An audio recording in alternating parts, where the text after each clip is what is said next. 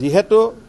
পাতল কথা কব নাপায় সেইকাৰণে মই যিমান কথা কব লাগে তাতকৈ বহুত কম কৈছো 10 সেপ্টেম্বৰত ইয়াতকৈ বেছি আপোনালোকে শুনা পাব মইতো কলো না মই একেবাৰে ৰিজাইন দি দিম যদি মই এটা কথাও মিছা কৈছো এটা কথাও যদি মিছা কথা কৈছো জীৱনত ৰাজনীতিয়ে নকৰো মই কলো নহয় যদি এটা কথাও মই মিছা কৈছো জীৱনত হিমন্ত বিশ্ব শৰ্মাই ৰাজনীতিয়ে নকৰে ইয়াতকৈতো আৰু একো নালাগে আৰু যদি একদম বেছি কৈ যায় মই এনেকুৱা প্ৰতিজ্ঞা কৰি দিম যে মই ঘৰতে নাযাওঁ আৰু যদি মই এটাও কথা মিছা কৈছো জীৱনত মোৰ ঘৰতে মই নুখুমাও তাতকৈ আৰু কিবা ক'ব লাগে